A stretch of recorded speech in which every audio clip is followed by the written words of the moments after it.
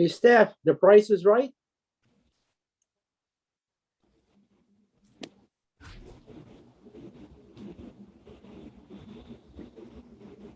The price sure is right. Bonsoir tout le monde.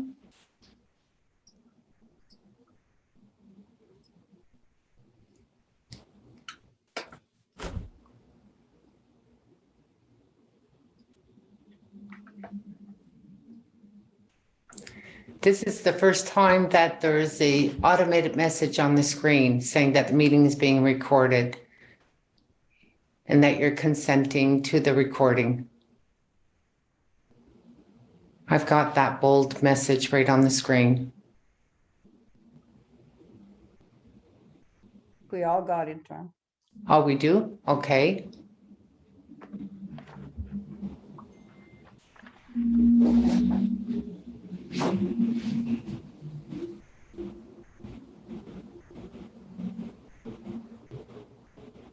Am I to assume that that message stays on for the entire duration of the meeting?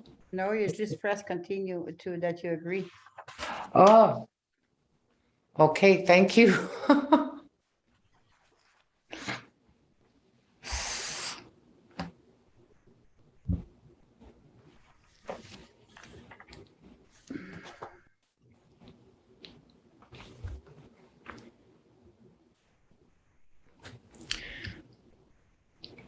You press one button, it makes miracles. And voila, it's gone.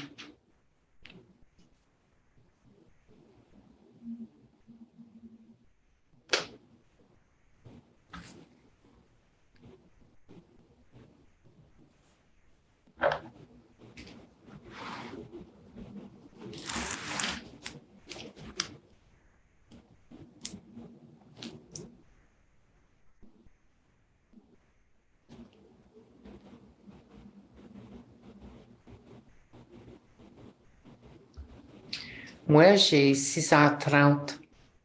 Donc, on peut procéder. Donc, bienvenue à notre réunion de conseil. Welcome to our council meeting. Are there any declaration of pecuniary interest? Aucune déclaration d'intérêt pécuniaire? None.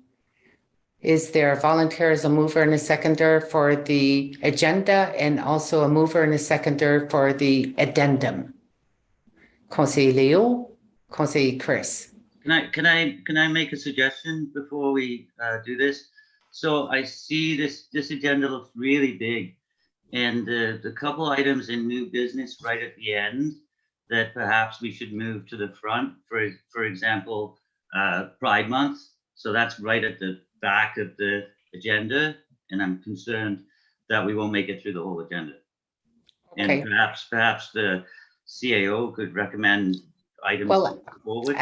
At this time, what we'll do is we have a delegation of the West Nipissing Pride Committee, and I concur with the recommendation of moving the proclamation right at the beginning, and then this way proceeding with the agenda and to be efficient and effective with our time and with the discussions.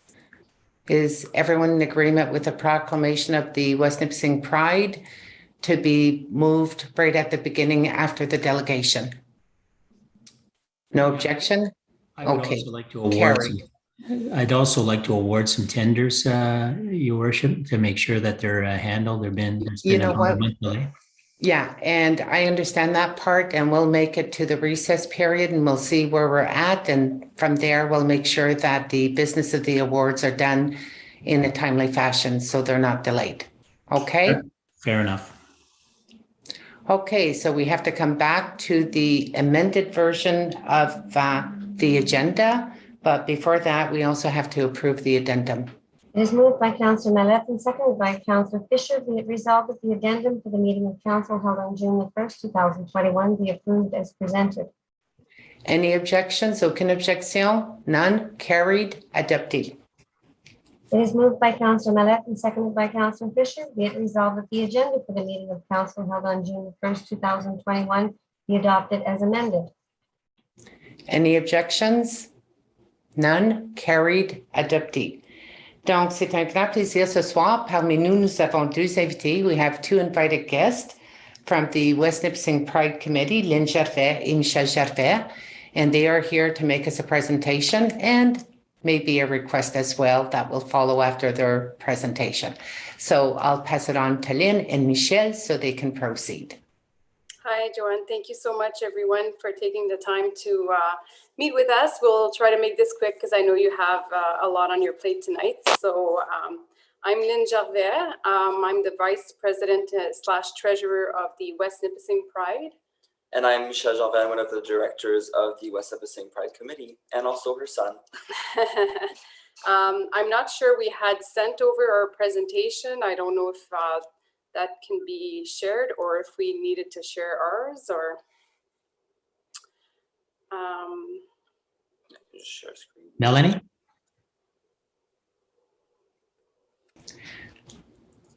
Do we have the electronic version of the? Mel, you're on mute.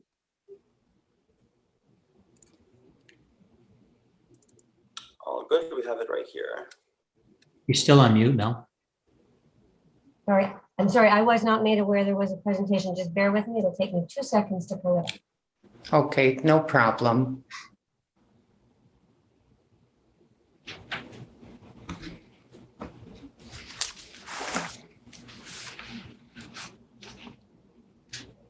Okay, well, that's okay. We can start while we're waiting. I'm not sure if I can share my own screen or. Actually, you can, because did you email it to Janice? I'm sorry. Did you? Yeah. send Oh, the it's all good. It's loading right here. So we should. The internet is connecting to the, Yeah, it's a bit to the slow. presentation, but But Lynn and we have a copy here in front of us too. Okay. oh, great. perfect. Okay. That's great. So basically, we started this committee a little over a year ago because we thought it was a need for our community. And, you know, in 1 year during COVID, even I think that we were able to do a lot. So we have, if you look at the presentation, you'll see the list of our board members. I won't go through the whole list, but we have a very good committee, and we're trying to work hard to help people in our community. Oh, there you go. Oh, there, yay! Mhm. You'll see our beautiful logo there was created. We had a competition last year, and it was created by Chloe Mayou. She won our competition, and we thought it was really appropriate for West Nipissing Pride. So we're very proud of that logo. If we go to the next slide, you'll see the list of our board members there. Yeah, so I mean, our goal really is to promote unity, inclusion, and awareness of sexuality and gender diversity in our community. We aim to create a sense of community and safe spaces for the LGBTQ2+ individuals, their families, and their allies. Really, we're here to promote and educate our community. We just want everybody to feel inclusive. We feel like they belong in this community just as much as anyone else. And also that they're well respected amongst the other members of the community as well. Yeah, and we've had a lot of comments since we started this committee since last year, where a lot of people that had moved out of West Nipissing, LGBTQ individuals that didn't feel like they would belong in a small community. But now that they're actually rethinking this because of our committee, so we're pretty proud of that. And I think that we wanted to bring that forward to the council, because I think it's great if we could work together so that we can promote our services and be able to bring people back in our community. So if you go to the next. Yeah, we can move to the next one after that. So we've created a poster of our upcoming events for this year. So what we're looking at is, and I know we're presenting this a little late because we are June 1st and June is Pride Month. So we were hoping to be able to do a few activities, even though we're still in a lockdown, but they're all going to be COVID safe. So our plan, for 2021. Yeah, so if you want to go to this slide, perfect. We want to declare June as Pride Month in West Nipissing, and with that have the Pride flag raising at the Minnehaha Bay like we did last year. Put up Pride flags downtown King Street, just the smaller flags. We also have a Pride mural that will be displayed downtown, and also virtual events such as drag shows and coffee houses. So what we're looking at, or what we're asking council is basically, first of all, to see if Joanne would be able to do the proclamation to declare June as Pride Month. And then we would like to be able on June 5th to have our virtual flag raising ceremony. And that would be at Minnehaha Bay again, like last year at 10 a.m. So what we would require from council is your approval and to have maybe one employee to help us do the flag raising. So if that would be possible. And we'd also like to be able to put up our Pride flags like we did downtown last year. We have enough to do the whole street, all the poles, and we'd like to be able to leave them on for the whole month of June, for the whole month of Pride. So that's another thing that we're looking at. So we're just basically seeking endorsement to display the flags downtown to do the flag raising. And we'll be also promoting our poster. We didn't include it in the PowerPoint, but we can send it to you for sure. And it would be greatly appreciated if you shared that poster as well. And we've included our sponsors. We also want to thank the municipality for your support. We've seen the post today, which was really great. Thank you. And we've included you on our poster as a sponsor as well. So just if you're helping us out with these events. So this year, I mean, we're not going to be doing as many events as we'd like. We're hoping that next year we can have our Pride Parade and we can have more activities. In-person events and things like that, for sure. For sure. So the only thing maybe we didn't go through is a little bit of an overview of what we've done in the past year. We were able to have the post of the flag raising. We were able to do virtual events. Did the crosswalk last year as well, and we distributed ally stickers to local businesses that would want to support us. We did a lot of outreach and education through social media and also different media outlets, either newspaper or television, and the little window competition we did as well to decorate your windows. Yeah, and this year we have our promo where we have our special T-shirt, Love is Love. So what we're hoping is that we have people that are able to show their pride every Friday of the month of June. So if the municipality, the employees want to be on board, it could be just show your colors, rainbow colors, or a specific T-shirt. Just to show your support of the queer community and our committee as well. We have a few businesses in town that are supporting us as well and that are promoting Pride merch. So, yeah. Any questions or comments or? Okay, so I'm going to do a quick round table. And at the same time, I think since they're seeking the raising of the flag at Minnehaha Bay and the flags on King Street, and because we are Pride Month, it'd be nice to be able to give direction to staff de donner une direction à notre administration ce soir pour être en mesure de célébrer puis de reconnaître le mois de juin comme le mois de gaieté, de fierté dans le Nipissing West. So, Conseiller Yvon? I just want to congratulate you with your new board members, and I want to wish you well. I see that your members, there's good, outstanding members on there, and I'm sure they all are. And I just want to wish you well in your endeavor, and I'll support you in that. Thank you very much. Merci, on l'apprécie, Yvon. Thank you. Ensuite, Councillor Chris. So yeah, I support the requests. And I just have one quick question. I'm almost embarrassed to ask it, but I have to because I don't know. So LGBTQ, I understand. What is the 2S on the end of that?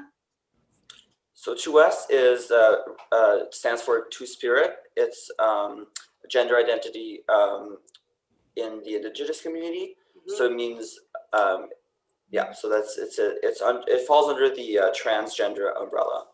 Okay, thank Can you very we much. explain the whole Yeah, LGBTQ for sure. if you want to go? Like all the letters. Yeah, Yeah, I for don't sure. think we did. So yeah, there's L for lesbian, gay, bisexual, transgender. Q is for queer, and then the 2S is Two-Spirit. There's also an A for asexual and Plus. more. Thank you. Good question. Okay. Conseiller Rowley. Thank you, Madam Mayor. Yeah, congratulations. I support you. Thank you. Merci. Thank you. Conseiller Léo. Merci Lynn et Michel pour votre présentation. Dans ma famille aussi, j'en ai les personnes sont gays, puis je les supporte aussi. Puis je veux tout vous demander, je vous supporte. Et bonne soirée, merci pour votre présentation. Merci pour votre temps, on l'apprécie. Thank you. Councillor Dan. Merci, Madame Mairesse. Tout est bien clair. Continuez votre ouvrage. C'est apprécié dans la communauté. On sait que les gens vous supportent. Et good luck. Continue. Thank you. Thank you, Dan. Merci. Conseiller Lise. You are on mute, Conseiller Lise.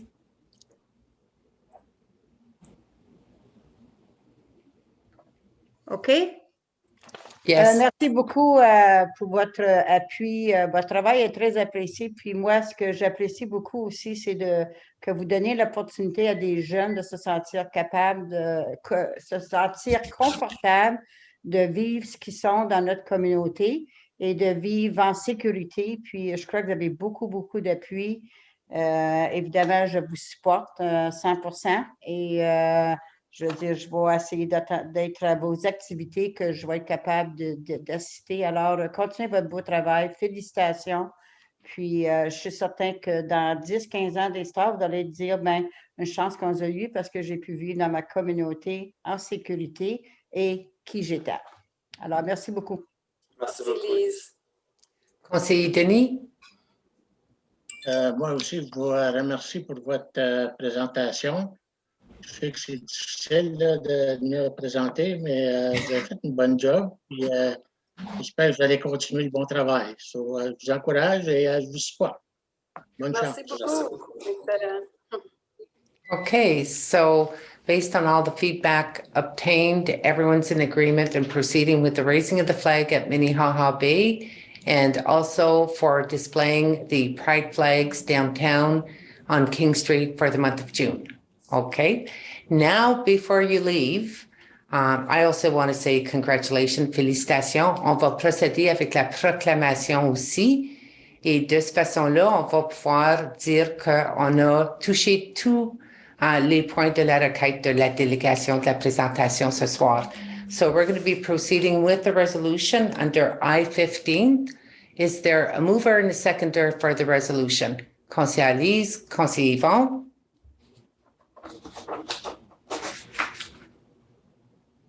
Whereas the municipality of West Nipissing supports the rights of every citizen to experience equality and freedom from discrimination, and whereas all people, regardless of age, gender identity, race, color, religion, marital status, national origin, sexual orientation, or physical challenges, have the right to be treated on the basis of their intrinsic value as human beings, and whereas the municipality of West Nipissing accepts and welcomes people of diverse backgrounds and believes a diverse population leads to a more vibrant community, and whereas the lesbian, gay, bisexual, transgender, queer, or sometimes questioning and two-spirited communities contribute to the cultural, civic, and economic successes of the municipality of West Nipissing, and whereas while we as a society at large are embracing a new definition of sexuality and gender, we must also acknowledge that the need for education and awareness remains vital to end discrimination and prejudice.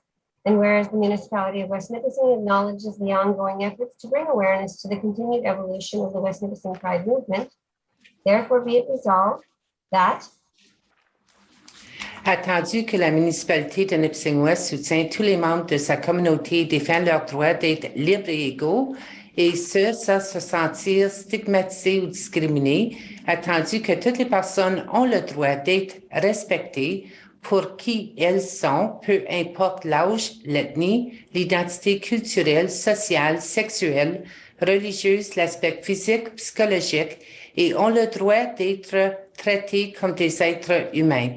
Attendu que la municipalité de Nipissing-Ouest s'ouvre à la diversité et la reconnaît comme étant un atout au développement de sa communauté. Attendu que la municipalité de Nipissing-Ouest reconnaît la valeur des personnes de la communauté LGBTQ2+, lesbiennes, gays, bisexuels, transgenres, en questionnement et bispirituels, en soulignant leur contribution aux divers secteurs d'activités socio-culturelles, économiques et administratifs. Attendu que la municipalité de Nipissing-Ouest valorise les diverses identités et expressions de genre et reconnaît l'importance d'éduquer les gens et de les sensibiliser aux enjeux liés aux membres de la communauté LGBTQ2+, afin d'éliminer les préjugés et les pratiques discriminatoires envers ces personnes. Attendu que la municipalité de Nipissing-Ouest reconnaît la part du comité Fierté Nipissing-Ouest et travaille de pair avec ce groupe en appuyant ses initiatives. Par la présente, je, mairesse Joanne Sauvage, appuyée des membres du conseil municipal de Nipissing-Ouest, déclare le mois de juin 2021 mois de la fierté gay et j'encourage tous les résidents et résidentes de la municipalité à se joindre à moi pour célébrer la communauté LGBTQ2+, en guise de solidarité et de reconnaissance aux obstacles que ces personnes ont dû et doivent encore aujourd'hui surmonter. All in favor? Carried, adopté, daté ce premier jour de juin 2021.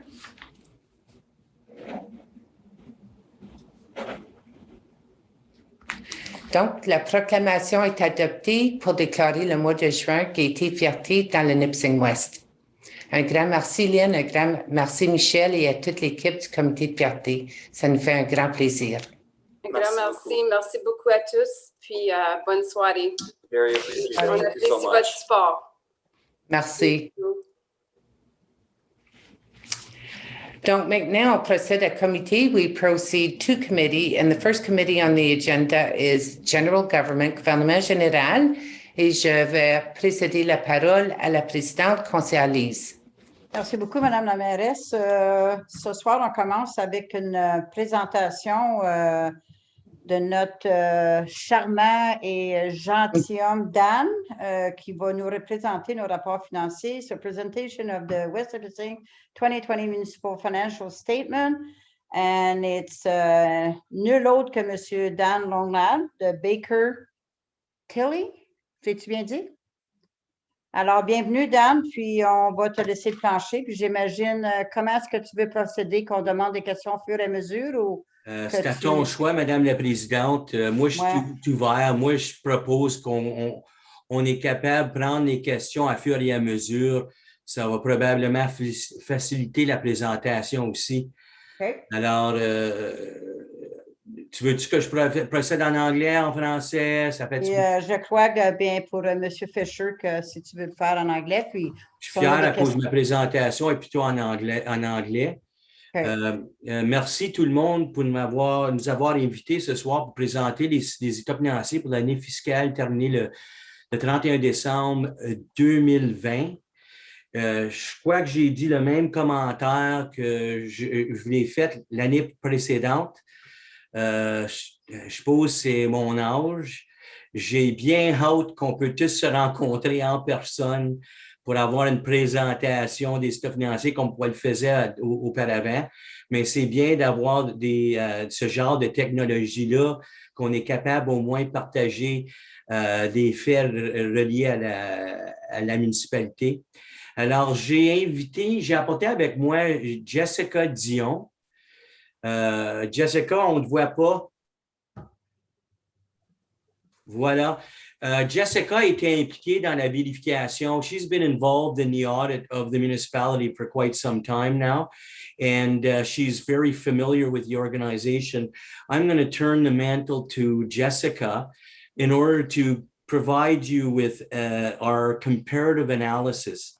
Instead, like we've done in the past several years, what we've done is try to give you a presentation that dissects the key issues in the financial statements by comparison to what your budgeted results versus the actual and how it compares to the prior year. So we hope that it's acceptable to you in this presentation. So I'll turn everything to Jessica. And excuse Dan, est-ce que je pourrais demander, est-ce que c'est possible qu'au fur et à mesure que vous dites quel document que l'information est, que ce soit plus facile, parce qu'on a trois documents, ben deux spécifiques. Alors, si vous pourriez peut-être nous diriger avec les pages, ce serait plus facile. Oui, ben, je crois qu'elle a ça, va monter les documents qu'on va discuter. Alors, on peut tous visionner le même document en même temps, Madame la Présidente. Merci. Ça te donne-tu ça? Ça fonctionne-tu? Perfect. OK. Alors, je vais tourner les choses à Jessica, là. Aucune pression, Jessica, là. Okay? Dan, thank you, Dan. So you have a document called the Audit Findings Report. I wasn't going to speak to that document tonight because I don't have much to add to it. If there's any questions on it, I'd be happy to answer or to clarify anything in that report. But if there's no questions, we'll. Est-ce que some member have question about the document audit finding report? Any question? We'll do Madame la Mairesse. Well, I thank you for the presentation for this evening. It's very thorough and detailed. And it could be my memory, but I was looking at the issue where it talked about the misstatements and it has amounts. Can you maybe explain to us what that document means? So this is throughout the audit, we review your numbers, right? And there's certain adjustments that we've discussed with management, and management has decided not to correct. So this year, and we agree with management's position. What this is every year you have, as you know, there's certain legal matters or legal cases on the go, which are covered by your insurance premium. So what management does is they review the list and say, well, this is, we have a claim, insurance hasn't been paid yet. We collect all those amounts, aggregate, it was 181,000. Had we adjusted it for these, had we adjusted your records for this amount, your net surplus for the year would have been reduced and your liabilities would have been higher. The reason we don't correct this is it really is an estimate. The case may never go that far. You may not have to pay out those legal fees, because it all depends on your how much legal fees you incur for these claims. Therefore, management has decided not to correct it, and we agree with it because it really is an estimate. And the other number is a very minor number. It was employee future benefits. We had a discussion about the rates used, and that will be corrected next year. Again, we felt for discussion with management that it wouldn't impact. Not correcting these numbers would not have an impact that you as council makes based on these financial statements. So had we corrected them, and don't forget every year, so next year they will reverse themselves. Had we corrected everything, the net impact would have increased your income this year in 2020 by $38,399. So that is the net impact. Your surplus would have been increased had we made all the corrections. Any other question? Subsequently, Madam Chair, if I can, I was like, I understand the explanation that, yeah, I get that part. But when we look at the final overall materiality and the amount remaining for further possible misstatement, both amounts are in excess of $1 million. So is it still part of the same explanation? So in other words, what I understand is that we have pending insurance claims, and depending on the disbursements that are going to be done, that may have an effect on the actual final amount, right? But not on the overall audited financial statement as far as our revenues, What the that final means- numbers. So we can't, with that means we can't verify every shred of every transaction that's occurred in the municipality. So we use something, we use a term called materiality. So we, for the municipality, we felt that 3% of your expenses, we're allowed between 1% and 3% according to our accounting or audit rules standards.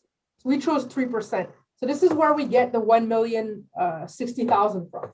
What that means is that if there was, we feel that if there was an error in your financial statements, and we say if, because there, as we disclosed to you, there's only approximately 39,000, that it wouldn't change your decision making.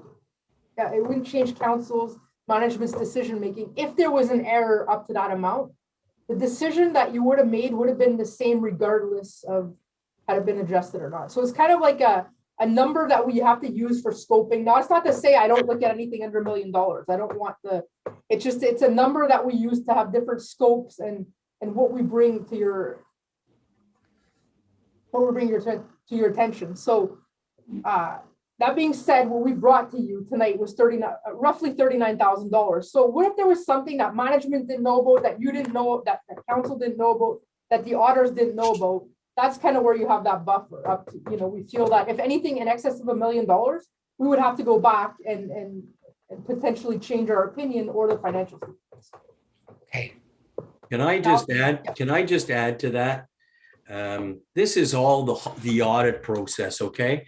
So what happens is you've got an excess in these financial statements of about budgeted, like if I look clearly here, $52 million in expenditures in a current year. Of course, that includes power generation, it includes Le Chateau, it includes a whole bunch of boards.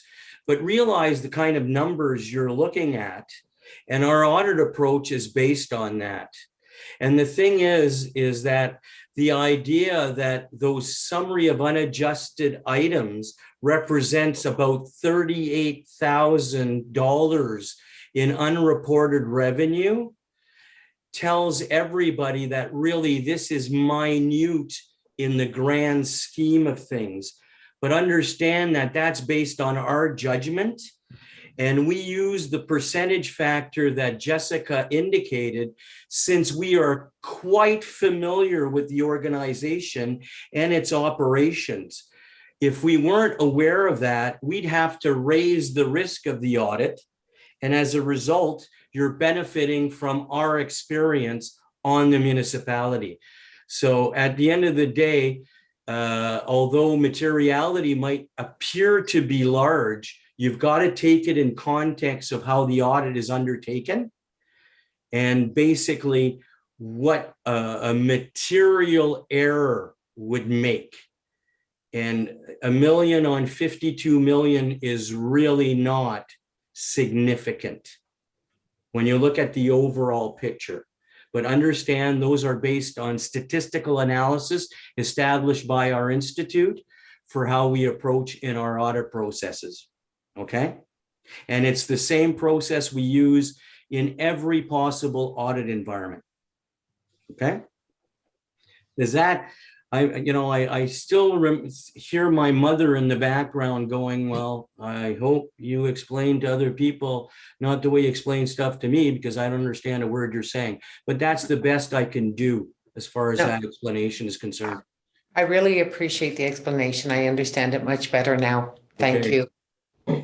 So is there any other questions before Jessica, if I might call you Jessica, to proceed with the presentation? Denis, no, t'as pas, okay. Okay, so go, Jessica, proceed, please.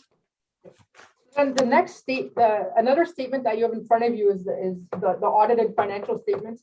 Now, if I may take the liberty, instead of, there's no changes to the notes. So there hasn't been any changes to the accounting standards. We haven't added any new notes to the financial statements. So if I may take the liberty, I'd like to go through a presentation with you tonight, which I've done in a PowerPoint style. I've taken the main documents from your financial statements, and I've added it into this document to facilitate the presentation and discussion of it. I believe someone was gonna, I have a document called Comparative Analysis. Yeah, I'm going to share the screen here. So I've prepared a PowerPoint, which I think will help digest the information a little better, and it will give you a reference point for some of the numbers I am talking about.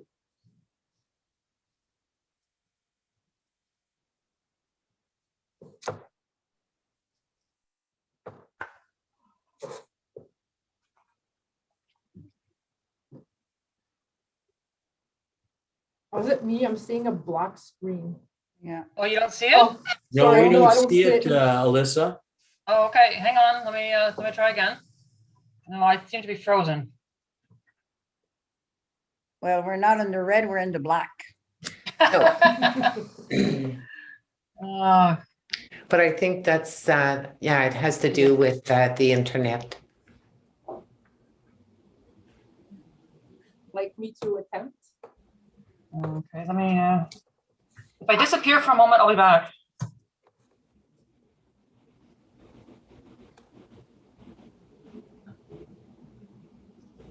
Okay, let me try that again.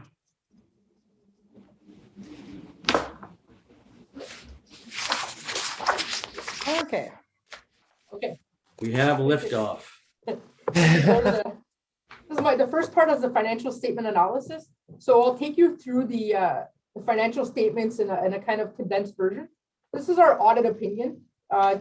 You'll observe it's 3 pages in the financial statements. I've kind of cut it down to just our opinion. So at December 31st, 2020, the consolidated financial statements present fairly the statement of financial position, the statement of operations and accumulated surplus, cash flows, and net debt. Now, when I say consolidated financial statements, we're referring to the library board, environmental services, power gen, and Eau Château. So all these boards have been combined, included with the operations of West Nipissing. So we refer to them as the consolidated financial statements. Can we go to the next slide? So this is a statement of financial position. This is a snapshot of the municipality's consolidated position as of December 31st, 2020. So if we look at some of the highlights, I'm going to go over some of the larger lines that have changed. So cash and cash equivalents, we finished the year with $12,533,061. It was an increase of approximately 1.3 million over last year. Some of this is due to a timing. You had a surplus in the year, which contributed to the increase in cash, but also a timing of payments. By collecting our receivable, by reducing our receivables and delaying payment of payables, it does have a positive impact on our cash. Look at taxes receivable. You have an increase this year. You have $2,272,823, which represents an increase over prior year of $367,153.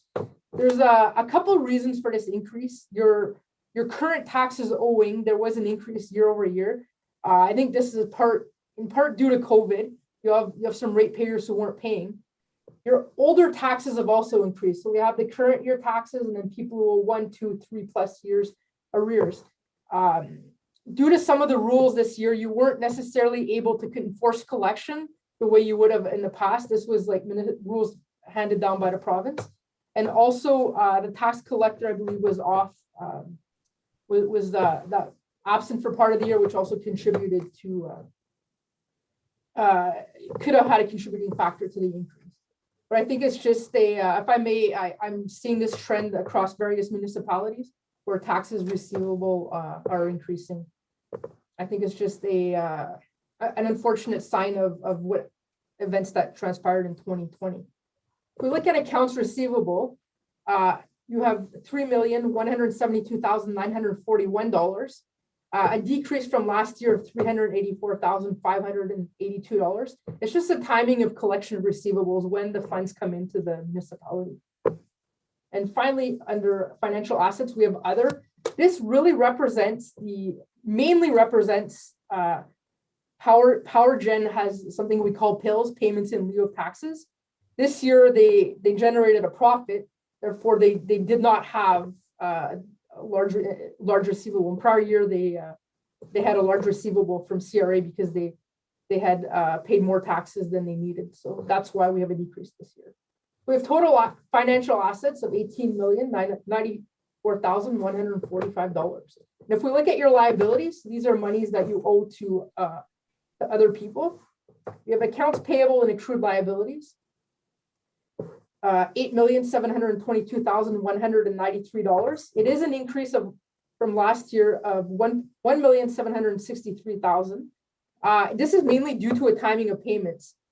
This year, you owe $1.6 million to the school boards, which in our notes to financial statements, there is a breakdown. So we didn't have this payment last year. It was paid within a year. That's the main reason for the increase.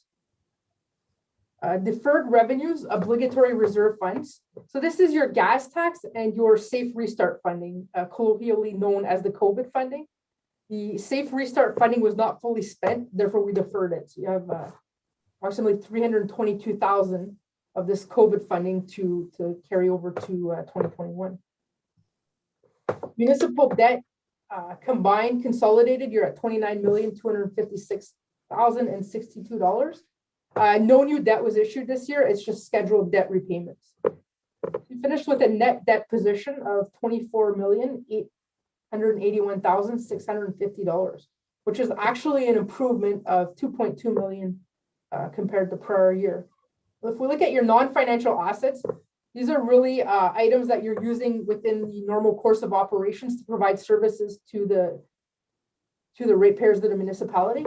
You have tangible capital assets at $147,683,862. It's an increase of approximately $1.3 million over prior year. This represents $8.8 million in additions, offset by approximately $7.3 in amortization.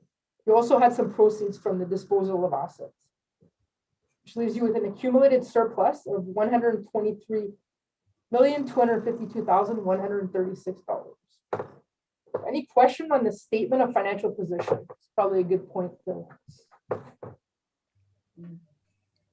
Can I just gonna go, Yvon, Conseil Yvon, are you okay? Question? I'm good, thank you. Conseiller Fisher?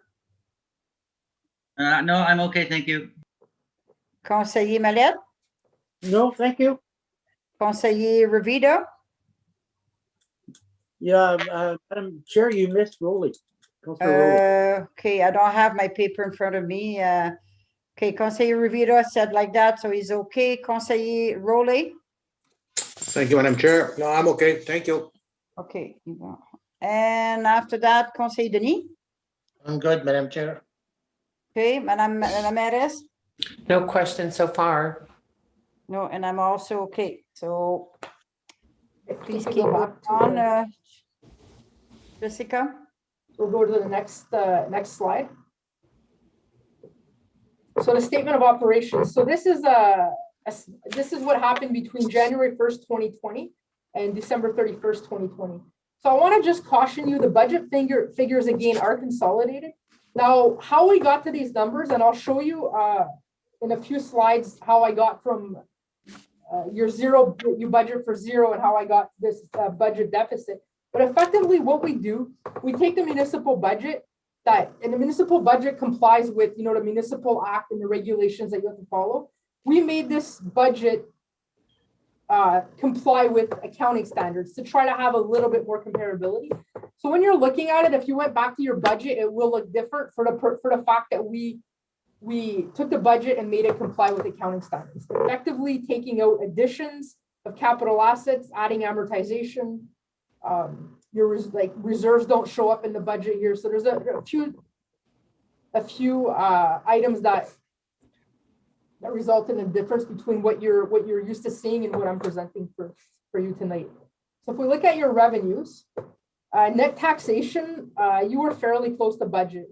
19.5 million. 27,000. That's I call that on budget when you look at that volume dollars. Now for user charges, you have $16,647,578. Now, if we look at the municipality itself, you were relatively close to on budget for user charges.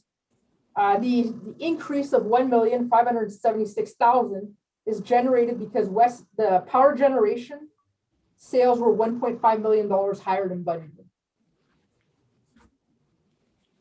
Under government grants and transfers provincial, you finished the year with $15,108,102, which is approximately $1.8 million over budget. Two reasons for this. One, the municipality received or recorded in their records approximately $640,000 in the emergency COVID funding, and Oshato had an increase of about 1.1 million for emergency funding. So a lot of this is due to this budget surplus is due to the COVID funding received. The other revenue lines are fairly comparable to budget. I look at expenses. So on this statement, we've broken it down by department. So we look at general government, $3,358,002. It's showing that you're under budget, that you're over budget, sorry, by $371,269. For accounting purposes, I remove $390,000 from your budget with respect to capital assets. If I look from a municipal budget perspective, your budgeted expenses were comparable to your actual expenses. So the variance is due to how we treated capital assets for financial statement purposes. In protection services, you finished the year with $6,549,426, which you were under budget of $623,921. The reason for this is that the financing costs and capital costs for the police were not incurred during the year. So we had budgeted some costs that we didn't incur in 2020. And you'll see a large reduction in costs of about 1.7 million when we're comparing 2020 to 2019. And this was due to the switch in OPP in the prior year. Look at transportation services.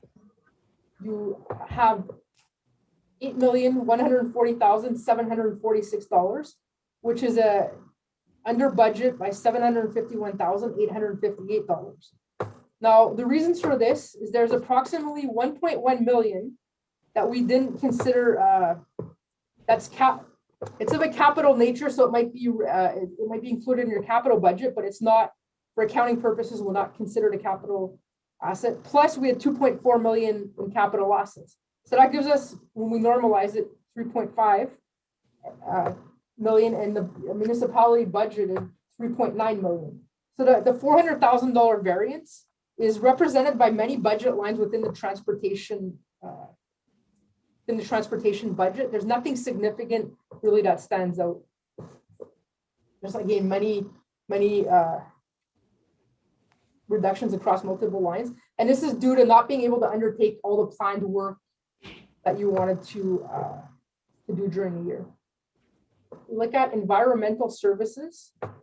We finished with $12,582,531, over budget by $268,078.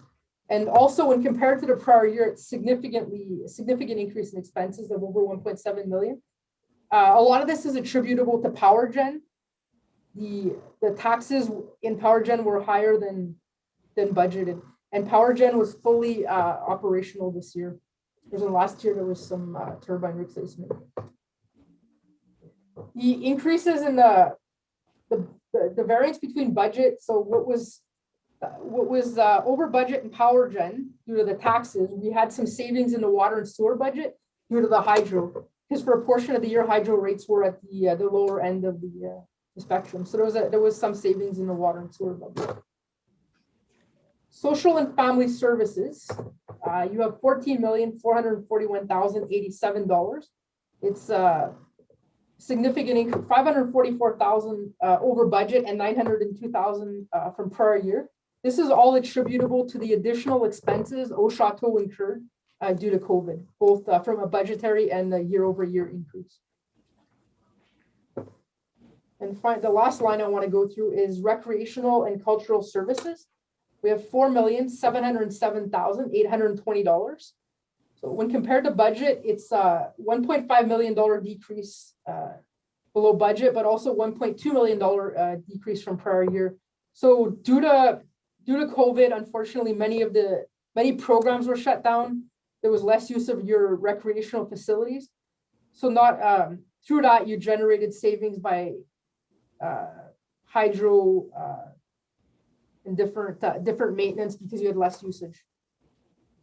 And also some of the planned maintenance, it was difficult to source, again, due to the lack of contractors and different rules in place. So there was some budget savings this year due to that. So before we look at capital grants, you had a surplus of 1,943,126. Your provincial grants are fairly comparable to budget. On the federal side, you brought in recognized revenue of $870,621, which was you didn't use all the revenue budgeted. You had budgeted to use some gas tax funds this year, which we didn't use, so they've remained in the obligatory reserve. So you finished the year with an annual surplus of $3,697,587. I'm just going to show you one more. If we could go to the next slide. This is just a different way of presenting your expenses. So we break it down by salaries, materials, transfers to other governments. That's all your social and health service transfers, amortization and interest. So if we look at salaries and benefits, you had a decrease year over year of $2,451,000. Part of it is a rather large decrease that we wouldn't have expected. However, not having the police force, you save was a reduction in salaries. I'm not saving, it's a reduction in salaries of $3.3 million. And this was offset by an additional $900,000 in additional salaries for COVID, which was in the Au Chateau. So these additional salaries for COVID were spent in Au Chateau, and then that was offset by the decrease by not having the municipal police force in your numbers for 2020. Contracted services, materials, rents, financial expenses, very comparable to last year. Transfers to other governments and the public, again, very comparable. The reason for the increase was power gen owed a significant amount of taxes this year. They had a very profitable year. Amortization, there was an increase of about $460,000 over prior year. This is really dependent on the type of assets that you purchase because they all have different useful lives and the date of purchase. In 2019, a lot of large assets came on board, so we're having a full year's amortization, which increases that cost. And for interest on municipal debt, there's also a small increase. In Power Gen took on new debt in 2019, so now we have a full year's interest. So this is just a different way of presenting your expenses. So, Madam Chair, if there's this would be another good point for questions. Okay, Conseiller Yvon, question? C'est bon, merci, Madame. Conseiller Chris? No, I'm fine, thank you. Conseiller Rollet? Thank you. I'm okay. Conseiller Léo? No, thank you. Conseiller Dan? Fine. Madame la mairesse? Just the last slide that you presented, I love the footnotes because the footnotes really describe the situation. When it came to the last slide pertaining to expenses, salary expenses, you made reference that there's quite a significant saving from 2019 to 2020 and made reference $3 million in savings for basically because of the switch over to police. Is it fair to say that, okay, those employees are no longer employees of the municipality? However, when we look at the expenses for protection services, on the flip side, the actual expenses for the service provided to residents would be incorporated in that. There's kind of a flip. There was a one-time, like what you're saving in salaries, you're paying in contracted services. Okay. However, in 2019, there was a severance that was paid out or to kind of Dan, you want to help me to shut down the police force or to finalize that transition. There was one-time costs that were incurred that you won't have going forward. So part of that, like I believe the police force, you had salaries for 6 months and you had contracted services for 6 months. So that was just kind of a flip. We have contracted services for a year and no salaries, but there was a one-time cost in 2019 that was reflected in the 2019 numbers that you will not have going forward. Madame la Présidente, can I just add, Jessica? Yeah, please. The point is, I think the word savings is not the appropriate word for the reduction in your wages. Your wages were reduced by $3.3 million because you do not have that salary burden as a result of going to contractual services with the OPP. So that has to be taken into consideration. I don't think the word savings is the accurate word to use here. Okay? I think the important thing is, as of the switch, you outsource the services, it goes into a different category than wages because you don't have those human resources anymore on your payroll. Does that clear things up a little bit, Madame la Mairesse? It certainly does. Okay, sorry. OK. Conseiller Denis, est-ce que tu as des questions? Non. OK. Moi, je vais finir avec moi. Moi, j'avais une question de même semblable à savoir, là, parce que je ne comprenais pas un peu. Puis là, je comprends quand tu dis the payroll changed because they're no longer employed by under the municipality, it's contract work. But I would like to know, because you mentioned severance package. What was the severance package you mentioned? Do you have a number for that? Well, it was included in last year's numbers and we discussed it, Madame la Présidente. But if you look at slide for the statement of operations, okay, wow. If you go there under protection services, okay? Okay. Did you see comparison from actual 220 to 219? Okay. You've got a reduction of $1.755 million. Okay.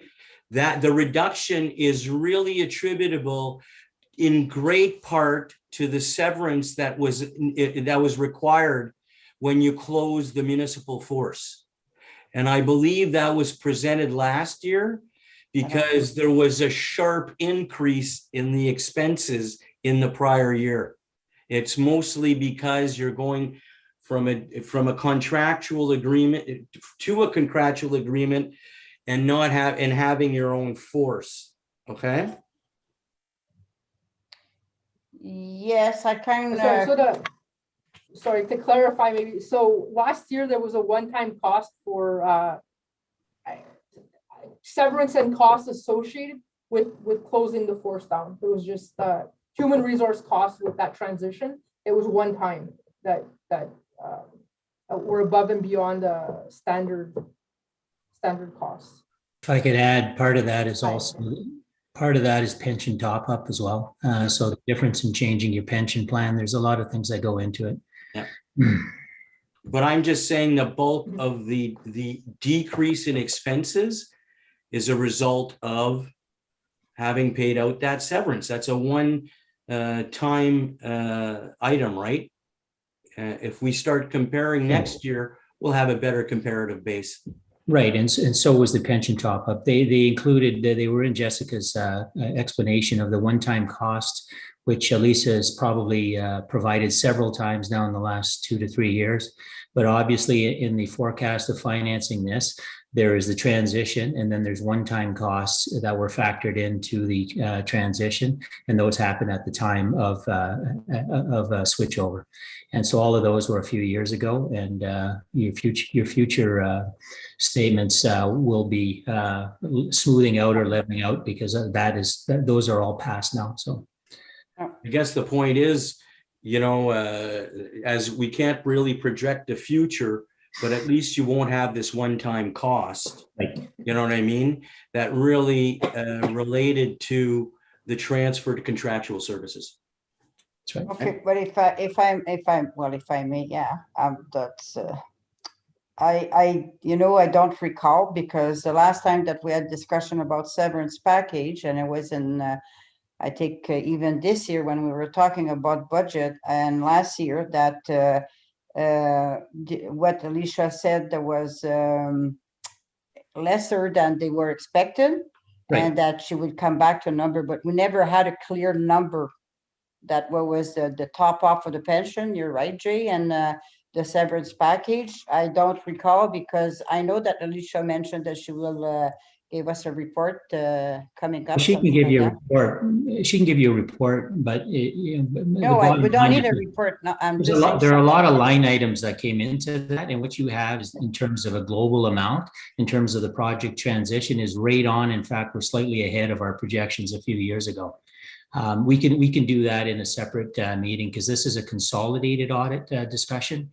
It doesn't only deal with our operations. I was not even asking for a report. I was saying that Alicia said that she will provide us with a report at a later date. Thank you. Well, good, yeah, you made your point then.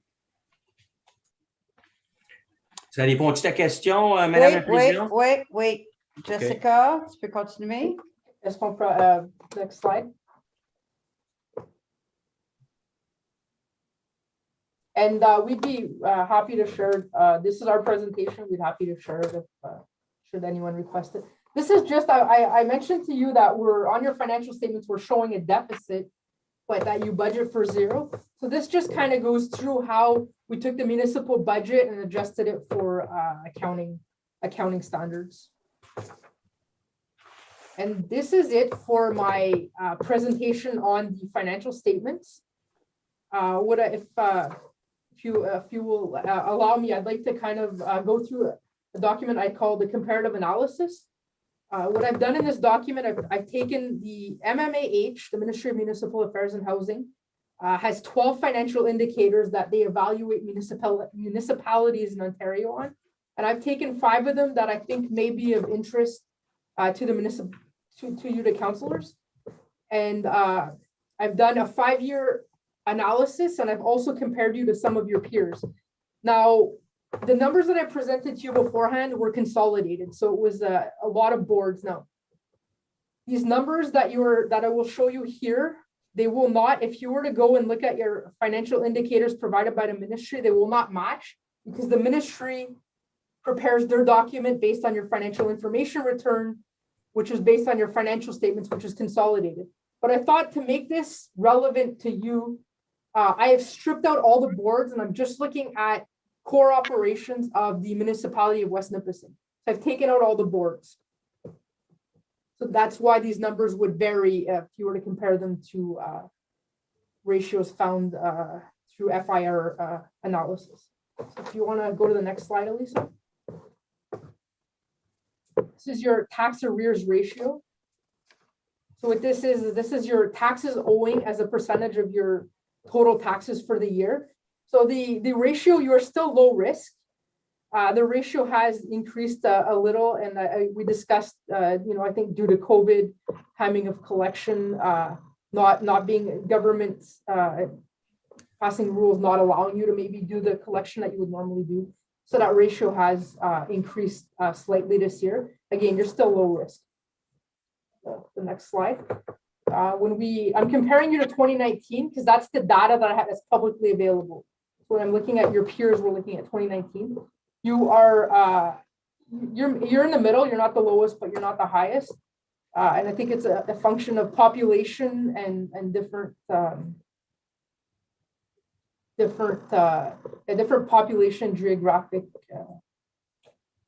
geographics in your area. We'll go to the next slide. The total reserves ratio. So with this includes all of the municipalities' operations.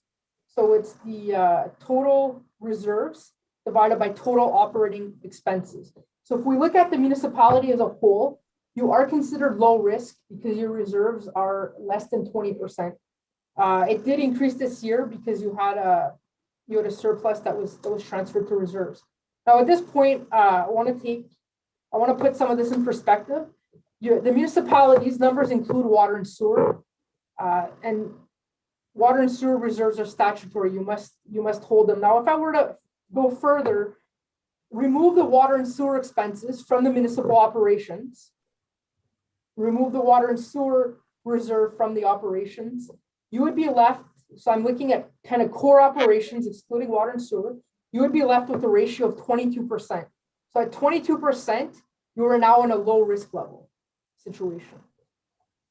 So I think it's important. So this is looking at the municipality as a whole, is just below 18% this year. If we strip away water and sewer, your ratio would be 22%. We'll go to the, when we compare you to other municipalities, you are on the lower end. What we'd recommend here is that you may want to look at your reserve and reserve fund policy, see what is the right number for the municipality. Every municipality has to determine what's right for their municipality based on the nature of their operations. Go to the next slide. Debt servicing, it's relatively comparable to prior year. One loan was repaid during the year. So providing there's no due debt, this ratio should decrease. It's your principal and interest payments divided by total revenues. Go to the next slide. You are comparable to some of the larger municipalities, Temiskaming Shores and North Bay. And when we consider yourself in these municipalities, you have a lot of geographic space, a lot of paved roads, and a lot of infrastructure. So I think it is very comparable to these municipalities. And you're really slightly, you're barely above 5%. Right? In 2019, it was considered moderate risk. In 2020, you're now low risk.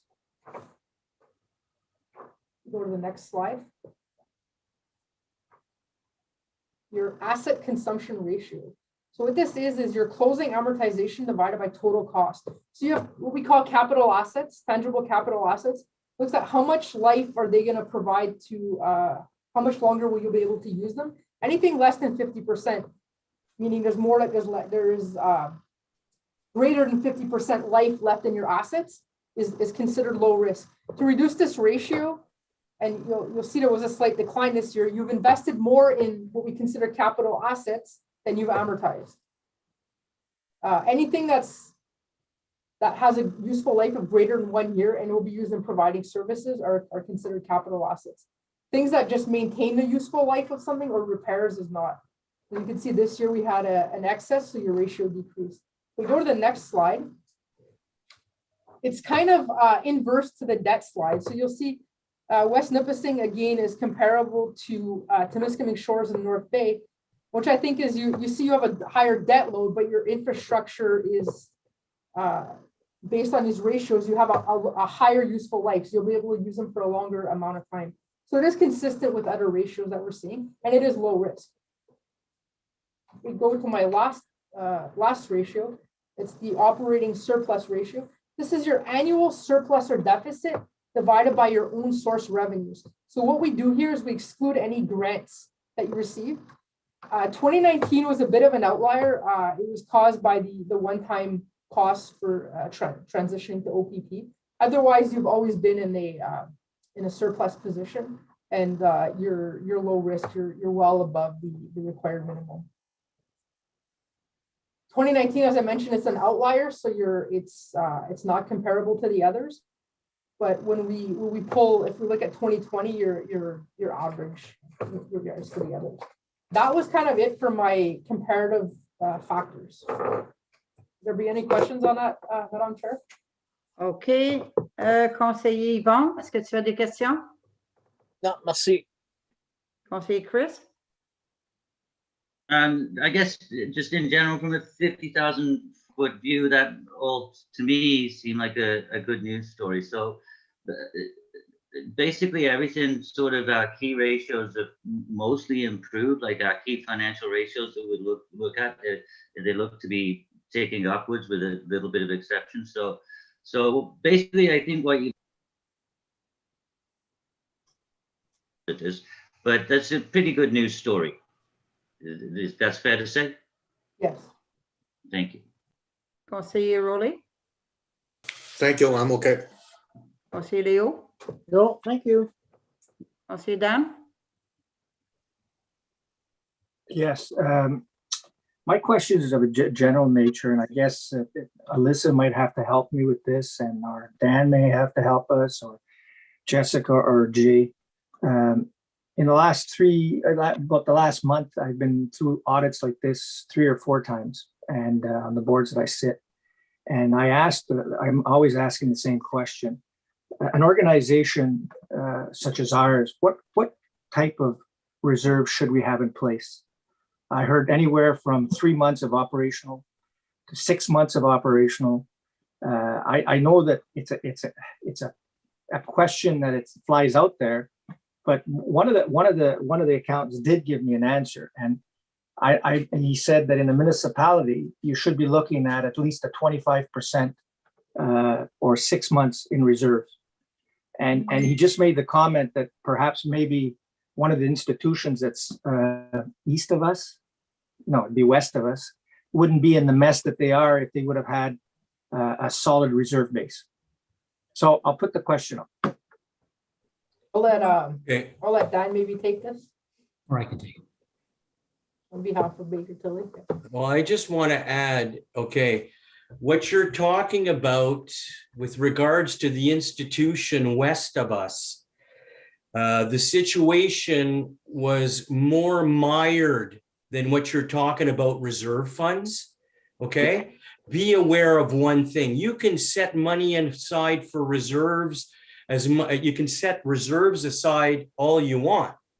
If your operating account is 0, you don't have any cash reserves per se. So don't forget that you got to realize that the institution we're mentioning had to do with the way they were dealing with the cash coming into the organization and how they were accounting for it.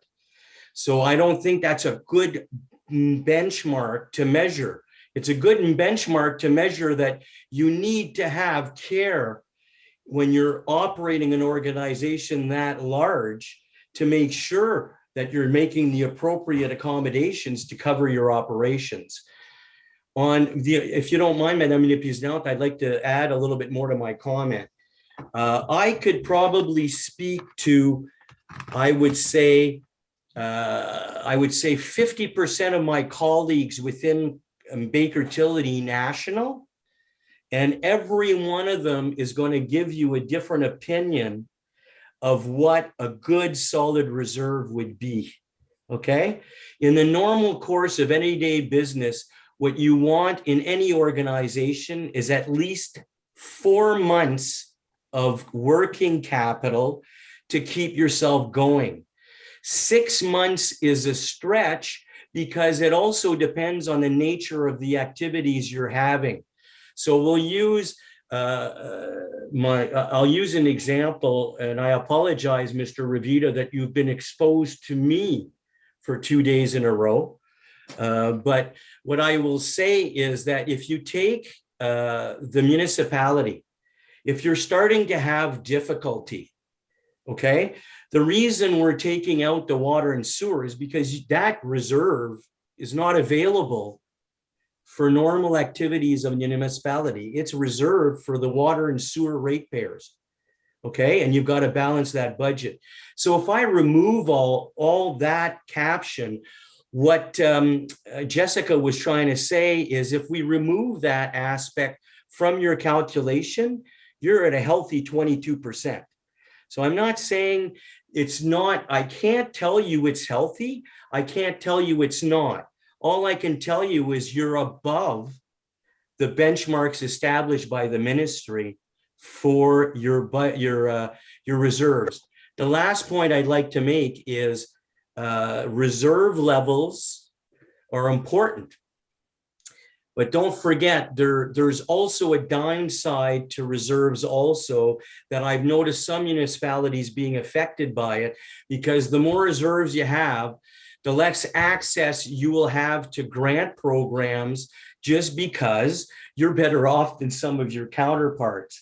I can't prove that in any way, but I think the history will support that. So I'm sorry I went on too long, but I don't know if that helps, Dan. Yeah, it does. Thank you. Yeah. So, and we even, I'll let you speak, Jay, in 2 seconds. We even have we've prepared a policy for reserves, things to consider when you're establishing a policy that we will willing to share with you guys, because we've devised it because we've had that question by everyone.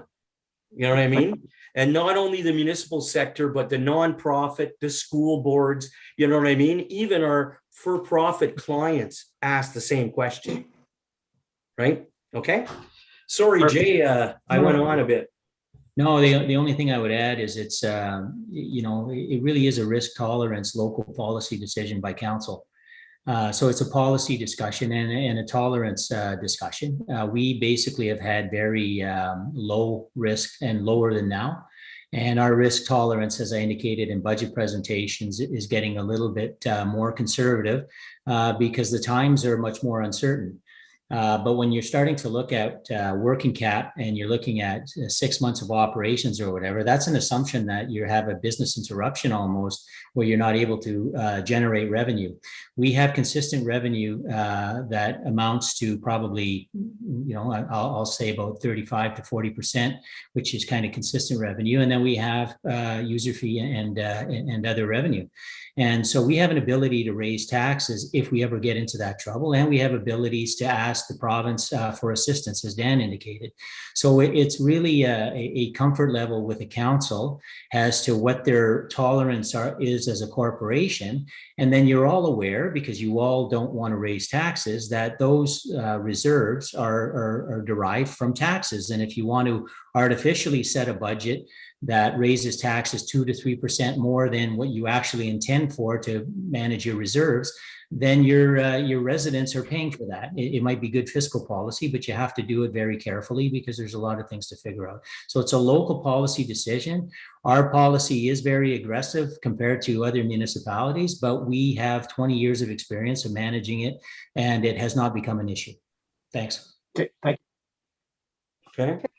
May I add one point? They kind of, Dan mentioned this comes up a lot of boards, and to kind of put your mind at ease a little bit, your reserves are fully funded. So when we look at the money you have set aside in reserves, you have cash to cover those reserves. The situation that Dan alluded to, they had no cash, so these reserves are meaningless if you have no cash. So to kind of put your mind at ease, that cash is available, you know, to cover those reserves. That's all I have to. That's my presentation.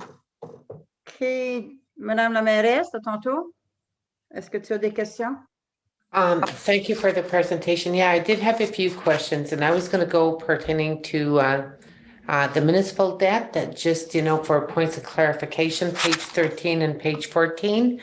On 14, we have a loan, a debt in excess of balance of 14 million. That would be in relation to the expansion, the refurbishing of the turbines, the project that we had at West Nipissing Power Gen. Yes? That is correct. Yes. Okay. And then there's two other loans as well. One in excess of 5.3 million and the other one 4.4. Would that be the construction of the new OPP building? No? Yes? No? Okay. I'll let you know. I have a summary. The 4.1 is water and sewer, and the other one is the other power gen loan. Okay. So what happens though to the loan that we got, whatever, the Ontario, we had a loan to be able to entertain the capital project for the construction of the new building, which is almost done. So at the end of 2020, we had not taken any construction draws yet. So that's why it's not there. You will see it next year for sure. Okay, yep. Thank you. Thank you. My mindset, okay. I have to figure that we're in 2021 and we're comparing to 2019. My apologies. OK. D'autres questions, Madame la mairesse? Non, c'était tout. Conseiller Denis? C'est bon, Madame Chair. Okay, so, but didn't we start construction in 2020 for the OPP building? Yes, we did. Okay, so what, so are we paying for it? Like they're not billing us? They're not, I don't understand. So we're paying the bills, and we just hadn't got the construction draws because we were still working out the agreement with Infrastructure Ontario to get that finalized. So we just had not got any of the construction draws. We just had cash in our bank that we were able to pay the bills with. Good, then that means we're good situation then. Good. We are. Okay, thank you. So is there any other question or comment? Because I think that would conclude the presentation. So thank you very much, Jessica. Very good job. Thank you, Dan. Thank you, Jay, and Alicia for adding comment or something like that. So Dan, did you add your end? I'm trying to find you. Okay, do you have anything to add, Dan? Yes, if you don't mind, Madame la Présidente, I'd just like to do thank you all for listening to our presentation this evening. It's always a pleasure presenting to you guys. I hope we can do it in person, sooner than later. I'd like to thank Jessica for doing a great job during the audit, but I also like to thank, the staff for the assistance they provide to us through the course of the audit. They're very helpful. And we're just pleased to have the opportunity to present to you folks and share our knowledge. Thank you very much. Well, thank you very much, Dan, and thank you very much, Jessica. It was a pleasure to see you again and to be able to ask some questions. So that concludes that presentation. And right now it's 7:48. So Madam Chair, I believe before moving on, there is a resolution. Okay. That we need to vote on the municipal financial statements. Okay, yes, I saw. Sorry about that. So I guess Mel? Can I have a mover and a seconder, please? The sun is so. Councilor Yvonne, Councilor Malette. It is moved by Councilor Jehan and seconded by Councilor Malette. Whereas at a meeting of council held on June the 1st, 2021, Baker Tilly made a presentation to council regarding the audited financial statements for the municipality of West Nipissing for the fiscal year ending December 31st, 2020. Be it resolved that the audited financial statements for the West Nipissing municipality for the fiscal year 2020 be approved, and be it further resolved that the mayor and the chair of general government be authorized to sign the 2020 financial report on behalf of the West Nipissing municipality.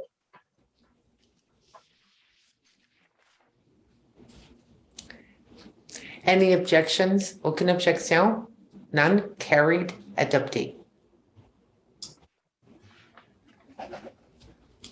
I want to thank you, Dan, and thank you, Jessica.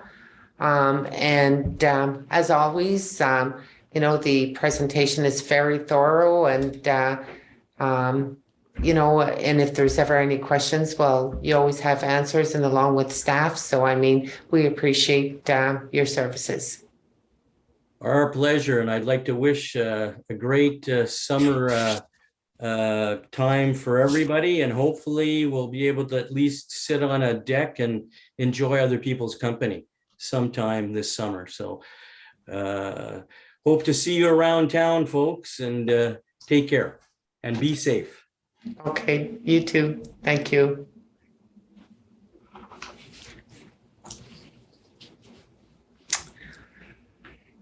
Now, the next issue is the closed meeting. We have one item under that closed meeting. I would propose that we proceed to do that. And after the closed meeting, when we reopen to go into open, then we can take a few minutes recess. Would everyone agree with that?